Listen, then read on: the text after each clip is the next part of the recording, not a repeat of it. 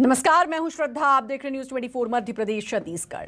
विधानसभा के मानसून सत्र के चौथे दिन छत्तीसगढ़ चंदूलाल चंद्राकर मेडिकल कॉलेज अधिग्रहण विधेयक 2021 पारित हो गया। विधेयक के विरोध में बीजेपी विधायकों ने वॉकआउट किया। इससे पहले बीजेपी सदस्य बृजमोहन अग्रवाल के संशोधन पर मत विभाजन मांगा गया, जिसमें संशोधन प्रस्ताव के पक्ष में 16 और विरोध में 56 वोट पड़े। इसके साथ ही विधेयक पारित हो गया। इससे पहले स्वास्थ्य मंत्री टी.एस. सिंहदेव ने सदन में चंदूलाल चंद्राकर मेडिकल कॉलेज अधिग्रहण विधेयक 2021 प्रस्तुत किया। सत्ता पक्ष और विपक्ष के सदस्यों के बीच लंबी चर्चा के बाद बीजेपी विधायक बृजमोहन अग्रवाल ने संशोधन दिया। स्वास्थ्य मंत्री टी.एस. सिंहदेव ने विपक्ष की आपत्तियों पर स्पष्ट किया कि संशोधन में मेडिकल कॉलेज के कर्मचारियों को लेकर बातें कही गई हैं। कर्मचारियों को लेने से आरक्षण रोस्टर का पालन नहीं हो पाएगा, इसलिए कर्मचारियों को लेना उचित नहीं है। विधेयक को लेकर बीजेपी सदस्यों ने डिवीजन मांगा, जिसके बाद मत विभाजन हुआ।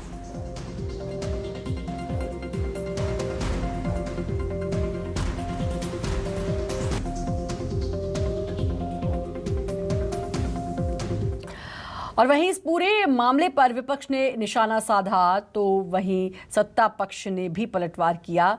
तो क्या कुछ कहना है बृजमोहन अग्रवाल और साथ ही मोहम्मद अकबर का, सुनाते हैं। 4 साल से नेशनल मेडिकल काउंसिल ने जिसको परमिशन नहीं दिया एडमिशन के लिए, और उनके जो मालिक हैं उनके आवेदन के आधार पर एक विधेयक लाया गया है। मैं तो कहता हूं कि चंदूलाल चंद्राकर जी की गरिमा को भी ठेस पहुंचाने वाला है, कि जिसके माध्यम से वहाँ के कर्मचारियों को हितों को सुरक्षित नहीं किया गया है। जितने लोगों से उन्होंने लोन लिया ऑफिशियली, उसको सुरक्षित नहीं किया गया है। और इस कानून के माध्यम से किस स्तर का अधिकारी उसका पूरा नियंत्रण करेगा, इसको उल्लेख नहीं किया गया है।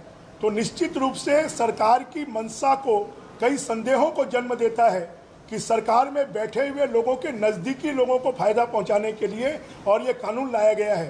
तो मेडिकल कॉलेज का अधिग्रहण है और मेडिकल कॉलेज के अधिग्रहण के लिए एक अधिकारी अपॉइंट होगा जो उसका मूल्यांकन करेगा और मूल्यांकन के बाद उसका भुगतान होगा। अब जिस कंपनी से ये अधिग्रहण किया जा रहा है, तो अधिग्रहण से जो चीज़ें प्राप्त हो रही है उसका तो मुआवजा उसको दे दिया जाएगा, लेकिन यदि उनकी और कोई देनदारी है तो उसकी जवाबदारी सरकार की नहीं है, वो देनदारी उनको खुद को देना पड़ेगी। और रायपुर से इस वक्त की बड़ी खबर, सीसीएमसी के अधिग्रहण का मामला। विधानसभा में पूर्व सीएम रमन सिंह ने इसका विरोध किया। कर्ज में डूबे सीसीएमसी के अधिग्रहण की योजना कैसे बन गई? सीसीएमसी को पहले ही रुंगटा ग्रुप को बेचा जा चुका है। ये मामला न्यायालय में लंबित है, ये सवाल उठाए पूर्व मुख्यमंत्री रमन सिंह ने।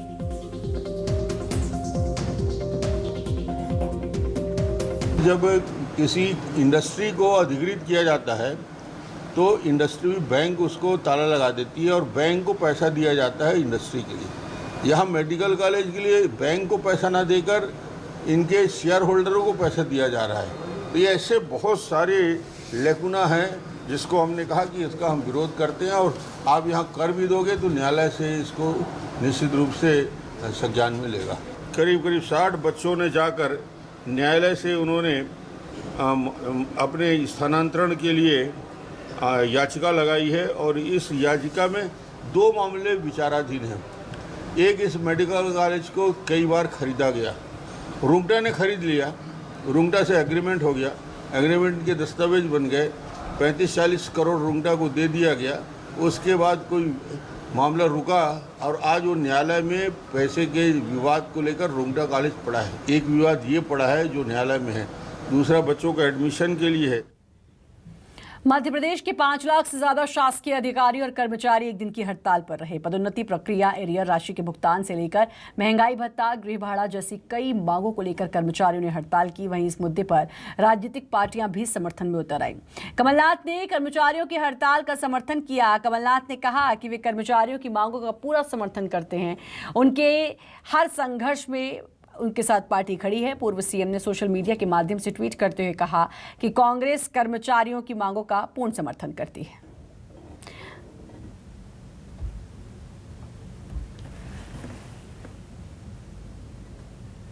तो 3 तस्वीरें अपने स्क्रीन पर आप देख सकते हैं। सामूहिक अवकाश पर कर्मचारी, एमपी में सामूहिक हड़ताल पर कर्मचारी हैं। ग्वालियर, सागर और नरसिंहपुर की तस्वीरें। पूर्व मुख्यमंत्री कमलनाथ ने भी इनका समर्थन किया है। 5 लाख कर्मचारी एक दिन के अवकाश पर रहे।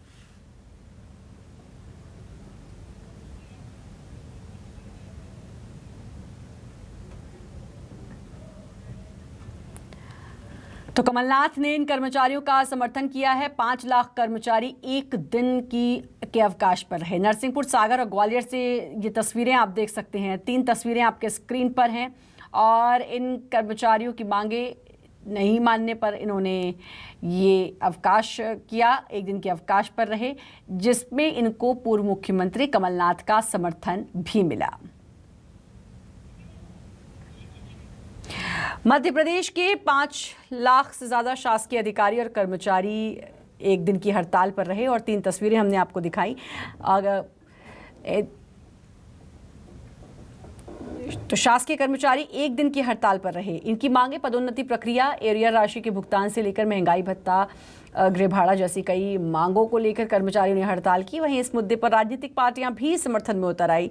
कमलनाथ ने इस हड़ताल का समर्थन किया और कहा कि कर्मचारियों की मांगों का वो पूर्ण समर्थन करते हैं। ट्वीट भी किया कमलनाथ ने और ट्वीट में लिखा कि पार्टी उनके साथ खड़ी है। ये 4 तस्वीरें देख सकते हैं आप। विदिशा, देवास, पन्ना और बुरहानपुर की तस्वीरें। एक दिन के अवकाश पर ये कर्मचारी, और इनका कमलनाथ ने समर्थन भी किया है। कई अपनी मांगों को लेकर ये प्रदर्शन कर रहे हैं।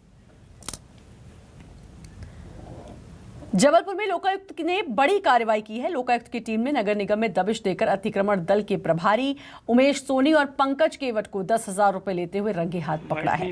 प्रभारी उमेश सोनी ने एक मकान की 1.5 फीट अवैध हिस्सा ना तोड़ने के एवज में 25,000 रुपए की मांग की थी। दरअसल चेरीताल के रहने वाले दुर्गेश निवासी ने अपने घर का 1.5 फीट अवैध निर्माण बढ़ाया हुआ था, जिसे तोड़ने की शिकायत मिलने पर अतिक्रमण दल ने प्रभारी उमेश सोनी ने कार्रवाई न करने के एवज में 25,000 रुपये की मांग की, लेकिन पीड़ित ने 10,000 रुपये में डील तय की और इसकी शिकायत लोकायुक्त पुलिस को भी दे दी, जिसके बाद लोकायुक्त ने ये कार्रवाई की। बाइट नहीं दी है।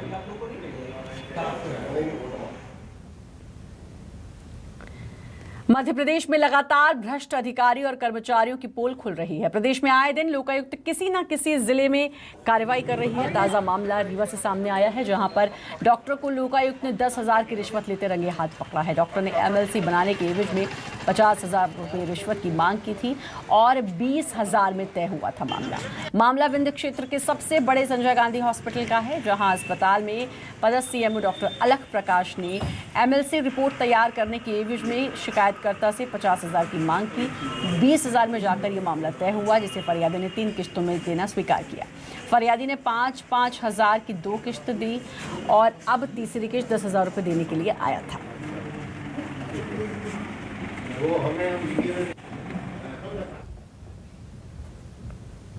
जबलपुर में सीएसडी कैंटीन के शराब लाइसेंस रिन्यूअल के मामले पर उप आयुक्त आबकारी को तलब किया गया है। इससे पहले मामले में सहायक आयुक्त आबकारी समेत एक क्लर्क पर एफआईआर दर्ज की गई। दरअसल पूरा मामला साल 2018 से 19 में सीएसडी कैंटीन को लाइसेंस जारी करने में देरी करके निजी ठेकेदारों को फायदा पहुंचाने का है, जिससे शासन को करीब 3 करोड़ का नुकसान हुआ। वहीं जानकारी के मुताबिक प्रदेश के 11 जिलों समेत छत्तीसगढ़ में भी सीएसडी कैंटीन की शराब सप्लाई होती थी।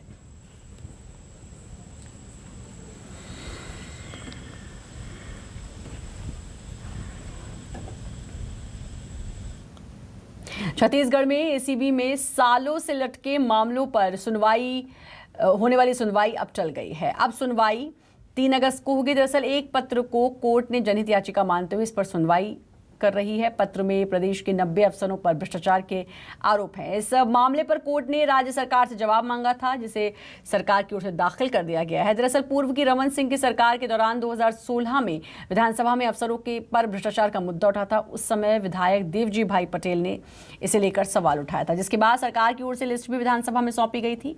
इसमें अफसरों पर लंबित भ्रष्टाचार के मामलों की जानकारी दी गई। इसमें 90 के करीब के 90 अफसर बताए जा रहे हैं और इसकी शिकायत कोर्ट में की गई थी।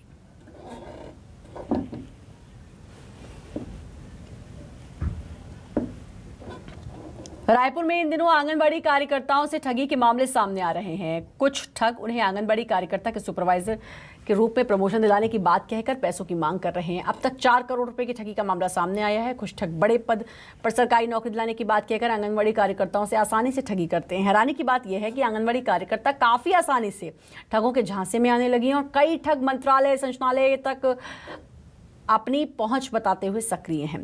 कई ऐसे मामले हैं जिसमें आंगनबाड़ी कार्यकर्ताओं ने नकदी लाखों रुपए दे दिए हैं, लेकिन अपनी बेइज्जती और डर से वे ना तो ठगी की जानकारी दे रहे हैं, ना ही पुलिस में रिपोर्ट दर्ज करा रहे हैं। महिलाएं कई ठग अभी पुलिस की गिरफ्त में, वहीं कई ठग पुलिस की गिरफ्त से बाहर हैं और आराम से बेखौफ घूम रहे हैं। महिला बाल विकास विभाग की परियोजना अधिकारी अशोक पांडे ने कहा, ऐसे ठगों के खिलाफ कार्रवाई करने के लिए विभाग खुद भी पहल कर रहा है। ऐसे में आंगनबाड़ी कार्यकर्ताओं को खुलकर सामने आना चाहिए।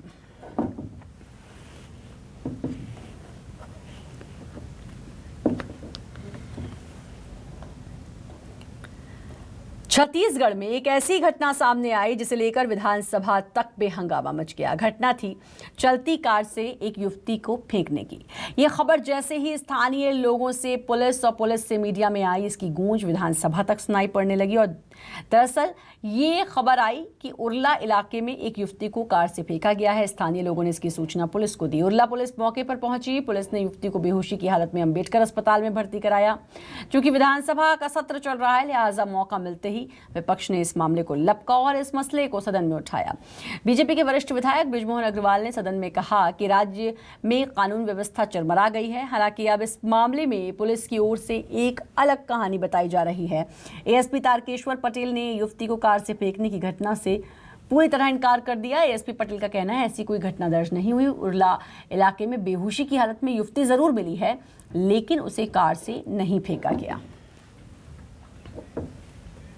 तो ये सूचना भी मिल रही है कि चलती गाड़ी से फेंक दिया गया। नहीं, इस प्रकार से कोई सूचना अभी पुलिस के पास नहीं है। कल भी वो जो महिला के आधार जिसके यहाँ रुकी हुई थी, वो उसने बताया कि वो वहीं पर भटक रही थी, कहीं भटक रही थी। और अच्छा, इसने बताया कि इसका जो एक फ्रेंड है अजय कुमार, ये कहीं रहता है यहीं रायपुर में, उससे वो मिलने आई थी, पूर्व से परिचित है और उसका नंबर वो दो दिन से लगा रही है और नंबर लग नहीं रहा है, इसलिए मैं उसका घर खोज रही हूँ और वो इस प्रकार से नशे की हालत में मिली थी।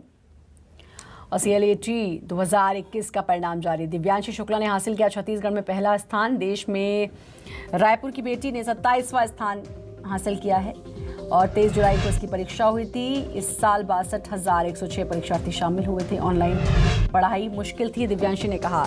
दिव्यांशी जिसने छत्तीसगढ़ में इस परीक्षा में पहला स्थान हासिल किया और पूरे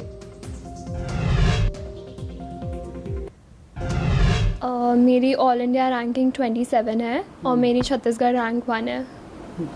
आगे चलकर क्या करना चाहती हैं? अभी मेरा मन है कि मैं पूरे अपने लॉ स्कूल में जितनी भी अपॉर्चुनिटीज़ हैं उसको अच्छे से यूटिलाइज़ करूं, बहुत सारी इंटर्नशिप्स करूं और लॉ एज ए सब्जेक्ट को समझूं, फिर उसके बाद मैं कुछ डिसाइड कर पाऊंगी। बट अभी के दौर में मुझे ऐसा लगता है कि साइबर लॉ और इंटरनेशनल लॉ काफ़ी इम्पॉर्टेंट है, तो मैं उसमें वर्क करना चाहूँगी। जी, कोरोना का समय था और कोरोना की वजह से सबकी पढ़ाई प्रभावित हुई है, स्कूल बंद थे। ऐसे में अपनी पढ़ाई कैसे कंटिन्यू किया? मैंने जो एक अच्छी चीज़ की, मैंने अपना एक पीयर ग्रुप बनाया था ऑल इंडिया, तो उसमें हम सब लोग गूगल मीट पे रोज़ मिलते थे। तो उससे कभी ऐसा फील नहीं हुआ कि मैं अकेले प्रिपेयर कर रही हूँ, क्योंकि हर की सेम परेशानियाँ रहती थी और हम साथ में मिल के पढ़ते थे, तो उससे बड़ा अच्छा लगता था। अच्छा, कोई विकल्प नहीं होने पे ऑनलाइन तो एक विकल्प था। बिल्कुल बिल्कुल। जो आमने सामने पढ़ाई करते थे और ऑनलाइन करते थे, तो क्या उतना प्रभावी था जितना ऑनलाइन पढ़ाई कर रहे हो, जितना ऑफलाइन था? ऑफलाइन बिल्कुल ज़्यादा प्रभावी होता है, पर मुझे ऐसा लगता है अपने आप को जो कंडीशंस है उसके अकॉर्डिंग ढालना चाहिए। तो इसीलिए मैंने ऑनलाइन फॉर्म ऑफ स्टडी को अपनाया और मतलब मेरे लिए वो वर्क करा। मतलब स्थिति के अनुसार अपने आप को ढाल लेना चाहिए। खबर खंडवा से, बड़ी खबर खंडवा से। आबकारी विभाग की टीम के साथ विवाद, अवैध शराब की बिक्री के खिलाफ कार्रवाई करने गई थी टीम। कार्रवाई के दौरान झूमाझटकी हुई है टीम के साथ और इसी का फायदा उठाकर आरोपी मौके से फरार। सब्जी की आड़ में शराब बेची जा रही थी और इसी पूरे मामले पर कार्रवाई करने के लिए आबकारी विभाग की टीम गई थी और आबकारी विभाग के साथ झूमाझटकी हुई है। इमरान खान हमारे साथ हमारे संवाददाता खंडवा से जुड़ चुके हैं। इमरान, जरा बताएं क्या पूरा मामला था? जी सत्ता जी, मैं आपको बता दूं कि प्रदेश में जिस तरीके से जहरीली शराब के मामले सामने आ रहे हैं, उसी को लेकर खंडवा पुलिस और खंडवा आबकारी विभाग दोनों जो है संयुक्त रूप से कार्रवाई कर रहे हैं। आज आबकारी विभाग को सूचना मिली थी कि खंडवा के सिंधी कॉलोनी में सब्जी की आड़ में अवैध शराब बेची जा रही है। इस सूचना पर कार्रवाई करने जब आबकारी विभाग की टीम पहुंची, वहां से सब्जी के ठेले पे से एक व्यक्ति को गिरफ्तार किया और उसके पास से करीब 39 क्वार्टर अंग्रेजी शराब के जब्त किए। जब्त के दौरान जब आबकारी विभाग की टीम ने आरोपी को जीप में बिठाकर ले जाने लगी तो उसकी पत्नी जो है अड़ गई कि मैं इसे नहीं ले जाने दूंगी। उसी को लेकर विवाद हुआ। पत्नी ने उस गाड़ी में से खींच के अपने पति को घर के अंदर बंद कर दिया और आबकारी विभाग के सामने जमकर हंगामा किया। बाद में जब आबकारी विभाग के कुछ अधिकारियों, बड़े अधिकारी को इसकी सूचना मिली, फौरन मौके पर पहुंचे। उन्होंने जो है महिला कांस्टेबल को साथ में लिया और दरवाजा तोड़ने की कोशिश करी, जब तक के उस महिला ने अपने पति को वहां से फरार कर चुका था। हालांकि अब मैं बता दूं आपको कि आबकारी विभाग ने इसको लेकर मोगट थाने में आवेदन भी दिया है। सास के कार्य में बाधा का भी मामला जो है आबकारी विभाग उस महिला के खिलाफ दर्ज करा रही है। तो पति का अभी कुछ नहीं पता चल पाया है? जी बिल्कुल, वो अभी फरार है और जो है आबकारी विभाग उसकी तलाश में लगी है। जी, बहुत बहुत शुक्रिया आपका इमरान, तमाम जानकारी देने के लिए। जगदलपुर एयरपोर्ट से एलायंस एयर ने 2 महीने पहले एयर कार्गो सेवा की शुरुआत बड़े जोर शोर से की थी। उस वक्त एलायंस प्रबंधन की ओर से कहा गया था कि सेवा के शुरू होने से बस्तर के व्यापारियों को फायदा होगा, वे अपने उत्पाद देश में कहीं भी भेज पाएंगे। एयर कार्गो सेवा के शुरू होने से बस्तर के व्यापार को ग्लोबल कनेक्टिविटी मिलती, लेकिन सिर्फ सिक्योरिटी स्कैनर मशीन के अभाव में ये सेवा शुरू होते ही बंद कर दी गई। जी हाँ, सिर्फ सिक्योरिटी स्कैनर के अभाव में। उस वक्त एयरपोर्ट प्रबंधन ने ये बात मीडिया के सामने नहीं आने दी, क्योंकि इससे प्रबंधन की नाकामी उजागर होती। एलायंस प्रबंधन बस्तर को एक प्रतीक्षित सेवा देने जा रहा था और लेकिन एयरपोर्ट प्रबंधन और जिला प्रशासन की कोशिशों में कमी होने की वजह से अब यह सेवा बस्तर के हाथ से निकल चुकी है। बस्तर में जो हवाई यात्रा शुरू हुई है उसको लेके बहुत सी उम्मीद है। कुछ उम्मीद हमारी पूरी हुई है। एक बहुत बड़ी उम्मीद थी कि कार्गो सर्विस शुरू होने की थी, जिसकी घोषणा बहुत साल पहले से चल रही थी कि बस्तर में ड्राई पोर्ट बनेगा, क्योंकि बस्तर में बहुत सी ऐसी चीज़ होती है जो विदेश भी जाती है। परंतु कार्गो सर्विस शुरू न होने के कारण व्यापार को भी प्रभाव पड़ रहा है और कार्गो सर्विस शुरू नहीं होने का मुख्य कारण यहाँ पे स्कैनर नहीं होना, स्टोरेज कैपेसिटी नहीं होना और जो सामान कार्गो का बुक होता है उसके पहले जो प्रक्रिया होती है उसके बारे में भी जानकारी नहीं है लोगों को। तो मेरा ये निवेदन है कि जब आपने इतनी अच्छी सुविधा दी है तो कार्गो सर्विस शुरू कर दें, तो ये भी एक बस्तर के विकास के लिए बहुत बड़ा आयाम सिद्ध होगा। और खबर दिल्ली से, केंद्रीय स्वास्थ्य मंत्री से मिले सीएम शिवराज। वैक्सीनेशन को लेकर सरकार से टारगेट तय किया। दिसंबर तक 100% वैक्सीनेशन का टारगेट रखा है। दिसंबर तक 18+ लोगों को दूसरा टीका लगाने का टारगेट रखा है। सीएम शिवराज ने स्वास्थ्य मंत्री को इसकी जानकारी दी। 5.5 करोड़ लोगों को पहला टीका लगाने का टारगेट सितंबर तक का है। सभी लोगों को पहला टीका लगाने का टारगेट। प्रदेश के लिए हर महीने 1 करोड़ वैक्सीन मांगी है। कृषि मंत्री से मूंग उड़द खरीदी का दायरा बढ़ाने का भी अनुरोध किया है। तो मुख्यमंत्री की अहम मुलाकात हुई है, स्वास्थ्य मंत्री से भी मुलाकात हुई है, यानी कि मनसुख मंडाविया से। अपना लक्ष्य भी बता दिया, दिसंबर तक 100% वैक्सीनेशन, सितंबर तक पहले डोज जिनको लगे हैं पहले डोज सभी को कंप्लीट हो जाएं, ये पूरे टारगेट के बारे में बताया है। मूंग उड़द की खरीदी का दायरा बढ़ाने का भी अनुरोध मुख्यमंत्री शिवराज सिंह चौहान ने कृषि मंत्री से किया है।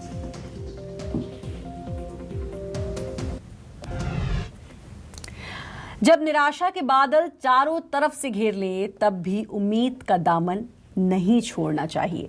उम्मीद की रोशनी अंधियारे को चीरती हुई जिंदगी में उजाले जरूर लाती है। कुछ ऐसा ही वाकया हुआ रायपुर के लव सिन्हा और उनकी पत्नी सीमा सिन्हा के साथ, जब उन्हें पता चला कि उनकी 6 महीने की बच्ची ऐसी बीमारी से ग्रसित है जिसे बिलारी अत्रेसिया कहते हैं। ये बीमारी बच्चों में जन्मजात होती है। इसमें पित्त की नलियां ब्लॉक होने की वजह से पीलिया बढ़ता है और लीवर डैमेज होने लगता है।